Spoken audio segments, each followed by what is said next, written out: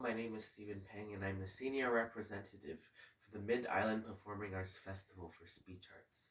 The theme for my performance today is survival. The first piece I'll be doing today is my poem, The Chimes of Freedom, by the 2016 winner of the Nobel Prize for Literature, Bob Dylan. In this piece, friends survive a thunderstorm, sheltering in a doorway, but to them, the thunder and lightning seems to be calling for the survival and freedom of all the oppressed people of the world. Far between sundown's finish and midnight's broken toll, we ducked inside a doorway, thunder crashing, as majestic bells of bolt struck shadows in the sounds, seeming to be the chimes of freedom flashing.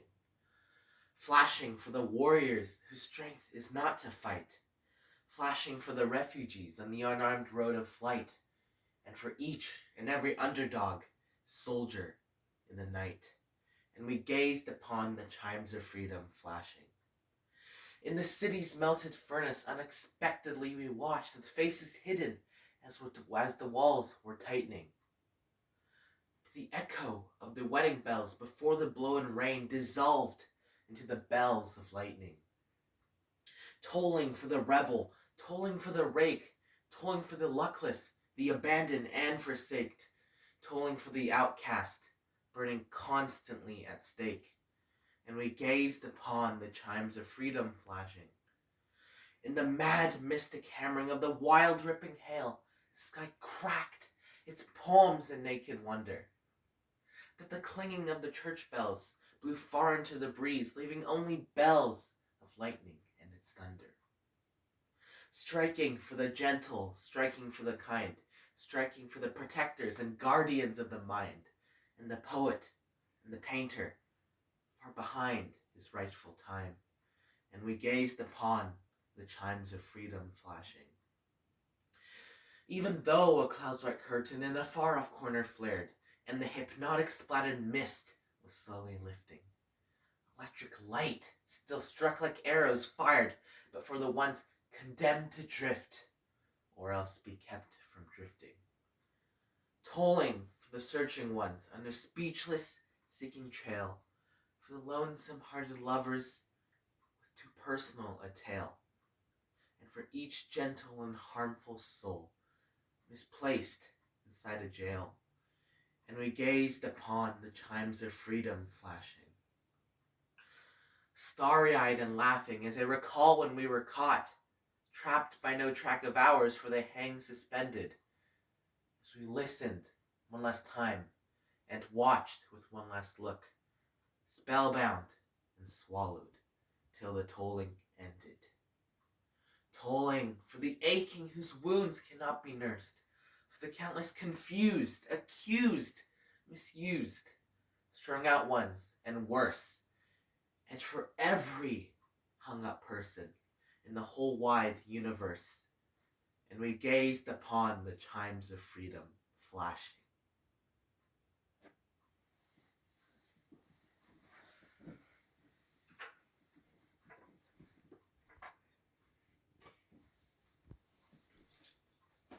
The second piece I'll be performing today is my prose, From Stranger Than True by Barry Winston.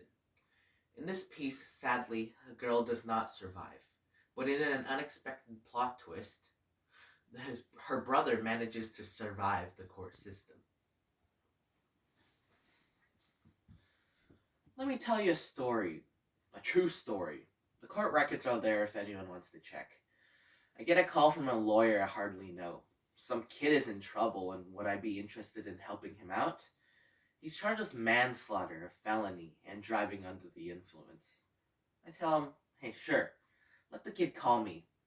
He's a nice kid, fresh out of college, and he's come down here to spend some time with his older sister, who's in med school. One day, she tells him they're invited to a cookout. He's going to take her car and meet her there. He gets there before she does, introduces himself around, and pops a beer. She shows up after a while, and he pops another beer. At some point, his sister says, well, it's about time to go, and they head for the car. And, the kid tells me, sitting in my office, the next thing he remembers, he's waking up in a hospital room, hurting like hell, bandages and casts all over him, and somebody's telling him that he's charged with manslaughter and DUI because he's wrecked his sister's car, killed her in the process, and blew 14 on the breathalyzer. He tells me that the doctors say he has post-retrograde amnesia. I say, of course I believe him, but I'm worried about finding a judge who'll believe him. There are 4 witnesses, a couple in a car going the other way, the guy whose front yard they ended up in, and the trooper who investigated. I call the guy whose front yard they landed in. He isn't home. Then I call up the couple. While I'm talking to the wife, the first guy calls. So I call him back, introduce myself, tell him I'm representing the kid, and need to talk to him about the accident. He hems and haws, and I figure he's one of those people who think it's against the law to talk to defense lawyers. He says he'll call me back. I then go and hunt up the trooper. He tells me the whole story. The kid and his sister are heading into town on Smith Level Road. The Thorns, the couple, are heading out of town. They say the sports car passes them, heading the other way, right before that bad turn. They say it's going at least 65 or 70. They both see the same thing. Halfway into the curve, the car runs off the road on the right, whips back onto the road, spins, runs off the left, and disappears. They turn around in the first driveway they come to and start back. By this time, the guy whose front yard they landed in has pulled the kid and his sister out of the car and started CPR on the girl. Holloway, that's his name. Johnson tells me that Holloway was sitting in his front room watching television. When he hears a crash in his yard, he runs outside and finds the car flipped over, and so he pulls my kid out of the driver's side and the girl from the other side. She dies in his arms. The kid's blood alcohol content was 14. He was going way too fast, and the girl is dead. He had to charge him. It's a shame. He seems a nice kid. It was his own sister and all, but what can you do, right? By now, things are not looking so hot for my client. But Holloway still hasn't called me back. I call him. Not home. Leave word. No call. I finally manage to get him on the phone.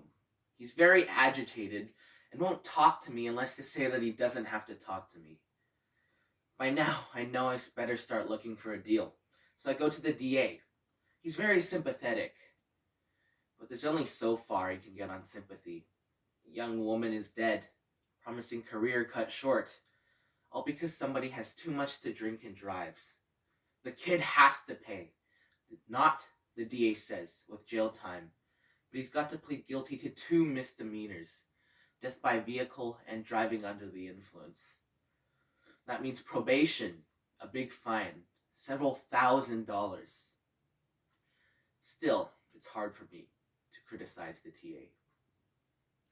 At the day of the trial, I show up to the court a few minutes early. There are the Thorns, the couple, Trooper Johnson, and someone who I assume is Holloway. Sure enough, when this guy sees me, he comes over, introduces himself, and starts right in. I just want to tell you how serious all this drinking and driving really is, he says. If those young people hadn't been drinking and driving that night, that poor young girl would still be alive today. Now, I'm trying to hold back my temper when I spot the DA. I bolt across the room, grab him by the arm, and say, "We gotta talk. Why have you got all those people here? That jerk Holloway, surely to God you're not gonna call him as a witness. This is a guilty plea. My client's parents are sitting out there. You don't have to put them through a dog and pony show." The DA simply says, "I'm sorry, but in a case like this, I gotta put on witnesses. Weird Wally is on the bench. If I don't put on witnesses, he might throw me out."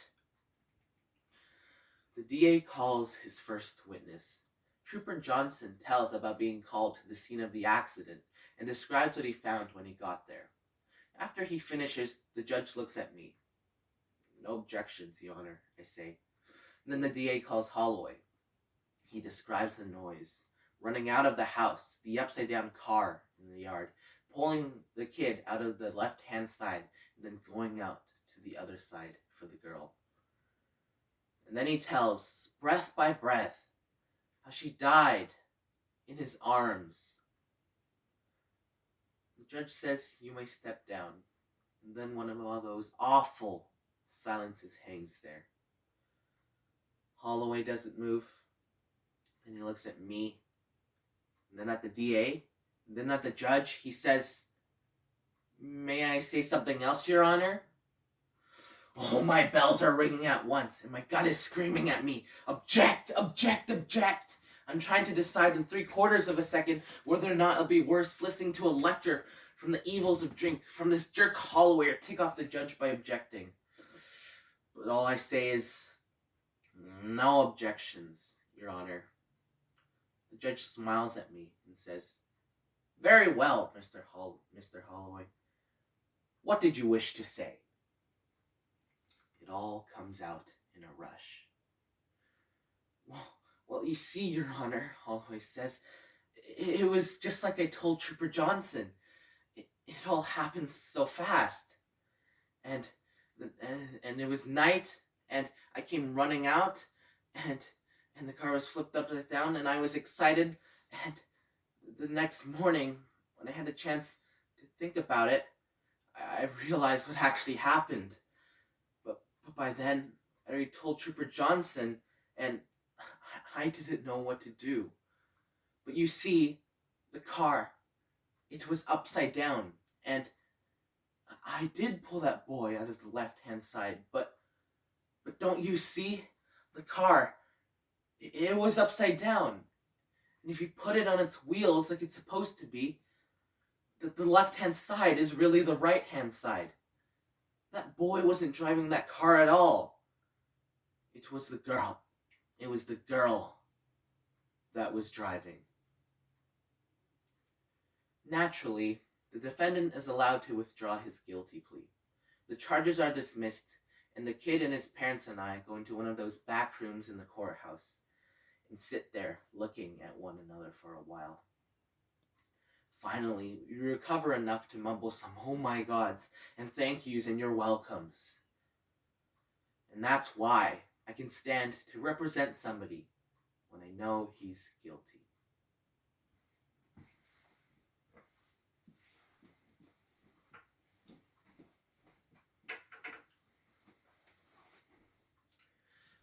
The third piece I'll be doing today is my sonnet, The New Colossus by Emma Lazarus. Inscribed on the pedestal of the inner wall of the Statue of Liberty, it welcomes the oppressed who, in order to survive and thrive, seek refuge in the United States. Not like the brazen giant of Greek fame, with conquering limbs astride from land to land. Here at our sea-washed sunset gate shall stand a mighty woman with a torch, whose flame is the imprisoned lightning, and her name, Mother of Exiles. From her beacon hand glows worldwide welcome, her mild eyes command the air-bridged harbor that twin cities frame. Keep, ancient lands, your storied pomp, cries she, with silent lips. Give me your tired, your poor, your huddled masses yearning to breathe free, the wretched refuse of your teeming shore. Send these, the homeless, tempest-tossed, to me. I lift my lamp beside the golden door. The last piece I'll be performing today is my monologue, From the Late Bloomer by John Lazarus. In this scene, my character, Bloomer, who's a 60s leftover, recalls a kite flying routine he used to do down in the beaches in Vancouver. He exhibits his pterodactyl kite. This pterodactyl has managed to survive since the Jurassic Age and expresses his concerns over the survival of the human race.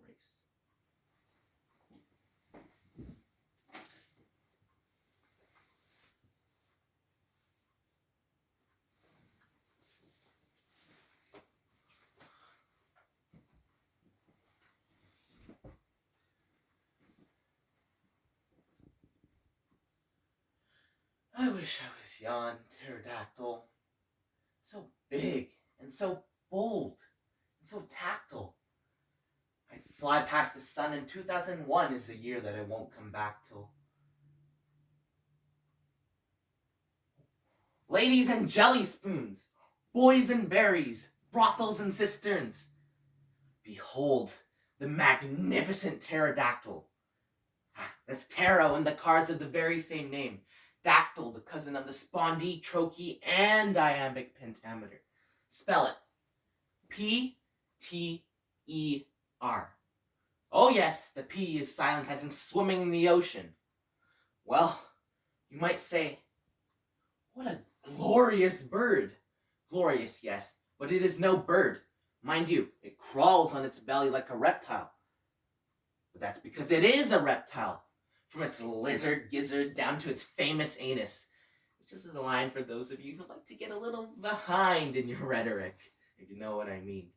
And as a reptile, it's a magnificent example of its kind. Oh, and I know it's kind. I know you're kind. I know he's kind, and she's kind, and I'm kind, and we're all kind. What good does that do to extinguished pterodactyl? Yes, give it a thought, my friends. A thought to peace and freedom, and flowers, and jelly beans, and soybeans, and coffee beans, and above all, human beings. Because I'm no good at being noble, and I do know that the string bean problems of you and I don't amount of a hill of beans in this crazy world. And if all of us human beings don't start to cultivate each other real soon, then someday we'll be extinguished as yon pterodactyl. And yon pterodactyl will fly again, my friends. Yes, he will. And he'll fly over the ruins of our civilization, cry. I'm glad I'm not old Homo sap who covered his planet with crap and building a bomb said goodbye to his mom and blew himself right off the map. And then he'll come home to his nest in the bonga bonga tree and Mrs. Dactyl and all their little anapests will cry, "What's it like out there, Terry?" And old pterodactyl, he'll tap dance on the branch of the bonga bonga tree and he will sing. Oh, it's a jungle out there, but I really don't care, 'cause the sun is shining and I'm glad I'm in the air. Oh, I managed to survive and I'm plenty more alive than old Homo sappy with his 9 to 5. Thank you.